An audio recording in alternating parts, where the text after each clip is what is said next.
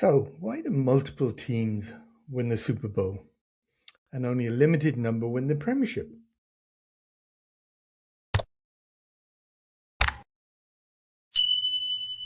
Certainly over the last 15 years. Since 2010, 10 different teams have won the Super Bowl, whereas only 5 different teams have won the Premiership title. Okay, let's look at it a slightly different way. Who made the final 4? So in the Premiership, the top 4 was made up of 8 different teams out of around 50 over that time period. So that's 16%.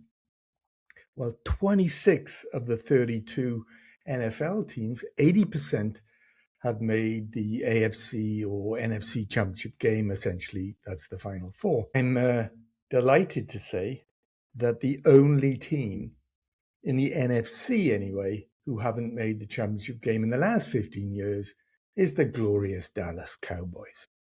Now, I say that as a Philadelphia Eagles fan, but what the hell does this mean for America's team? Anyway, I digress. So what's the difference between the Premiership and the NFL?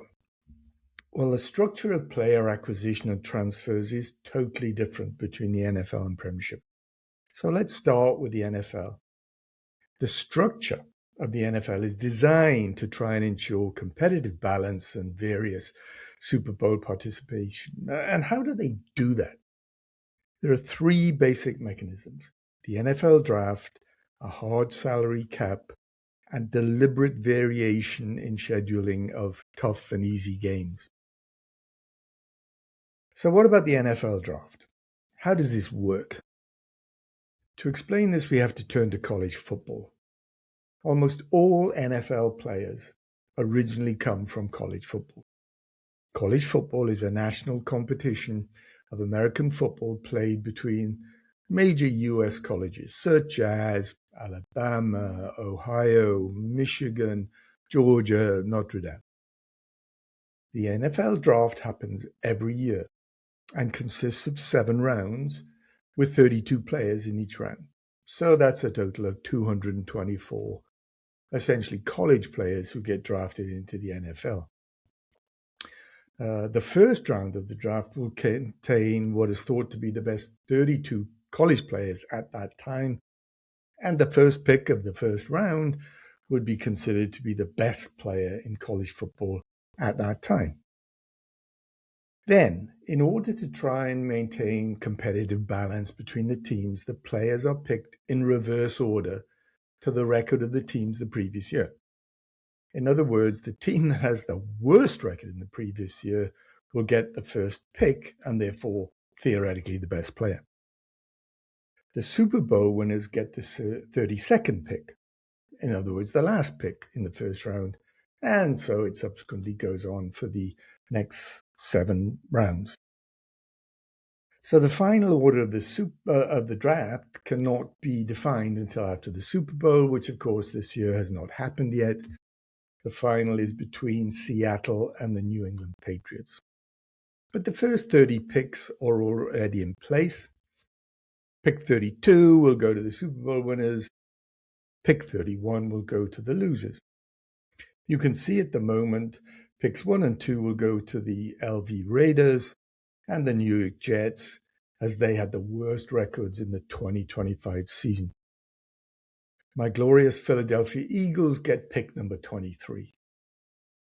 The system is slightly complicated by the fact that teams can trade up or down in the draft order. So if a team has a valuable commodity they would like to sell, they can do so with the return of draft picks as a reward. So in this example, you can see that the Atlanta Falcons traded their 2026 first-round draft pick to the LA Rams. This means that the Atlanta Falcons get no first-round pick in 2026. So who is the likely first pick for 2026? It looks like it's going to be Fernando Mendoza, the quarterback for Indiana, who recently won the college playoff final. That means that if the Raiders need a quarterback, which they do, then the Raiders will get Mendoza as the first pick in the first round of the draft. The second method to try and maintain parity amongst the teams is a hard salary cap, which prevents the wealthy franchises from just buying all the best players. The salary cap in 2025 was $279.2 million per team. The third and last method to try and continue turnover of teams winning the Super Bowl is what's called Schedule Parity. This ensures tough opponents for the top teams and easier schedules for the lower-ranked teams, therefore balancing the competitiveness. So all of these three mechanisms are designed to try and maintain parity in the NFL. So let's turn to the Premiership. How is this different? Well, there's no draft. Buying and selling players is essentially free trade. There's no scheduling parity. You essentially play the other teams in the Premiership twice, once home and one away. There are some financial rules, but how strictly these are adhered to is pretty unclear. Prior to 2025, there was the Profit and Sustainability Rules, so-called PSR. This allowed clubs to lose a maximum of £105 million over a rolling period of 3 years. More losses than that should and could result in points being docked during the season. Teams who have been docked are Everton and Nottingham Forest. You'll see the larger teams don't seem to have any penalties. Manchester City, for instance, face 115 charges of rule breaches of PSR. However, they've never been docked points. Why is that? Well, who knows, but they have a massive legal team. And, would it really be in the Premiership's interest to see major clubs dock points? There's a new rule for 2025-2026, and it's called the Squad Cost Ratio, so-called SCR. This is a simple formula of squad costs over revenue.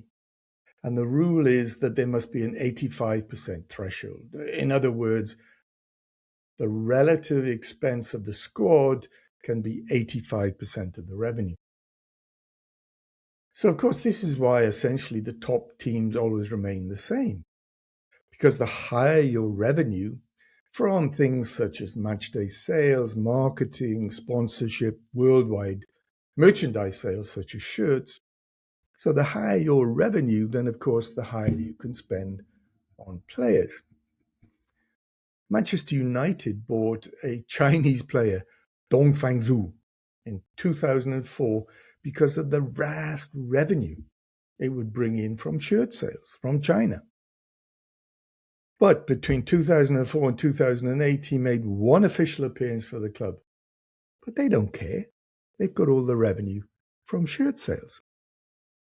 Let's take one more example on how, this disparity of revenue between clubs exists and allows the bigger clubs to get around PSR and SCR. Bournemouth have the smallest stadium in the Premiership with around 11,000 seats. Their season revenue from ticket sales is around £5.5 million. Now compare that to Manchester City, who have a stadium capacity of over 60,000. Their season revenue from ticket sales is greater than £75 million. So the rich get richer and maintain the grip on the Premiership. The Elite Six are, Manchester City, Liverpool, Arsenal, Chelsea, Manchester United, and maybe Tottenham.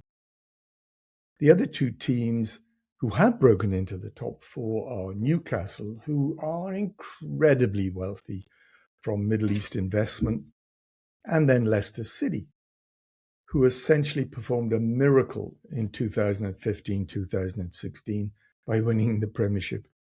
This was despite pre-season odds of 5,000 to 1 A tourist in the Scottish Highlands has just captured what might be the clearest footage of the Loch Ness Monster in decades, filmed near the edge of the loch, with bookmakers famously offering lower odds on the Loch Ness Monster being found. So there you have it. The surprise Super Bowl teams this year are Seattle and New England, and the current top six of the Premiership are Arsenal, Man City, Aston Villa, Man United, Chelsea and Liverpool. It's a miracle. Only Tottenham are missing, and Aston Villa are making a bid for glory. What about poor old Crystal Palace? Well, it's been a disastrous few weeks.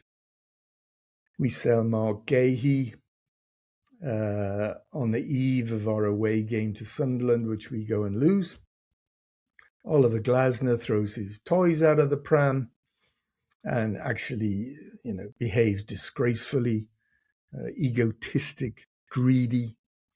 And there's a knock-on effect because now it is reported that JP Mateta wants to be transferred in this window, so in January, and he ends up getting booed during the last game at home to Chelsea. So the current table does not look pretty. We've dropped to 15th. We are still 8 points clear of the relegation zone.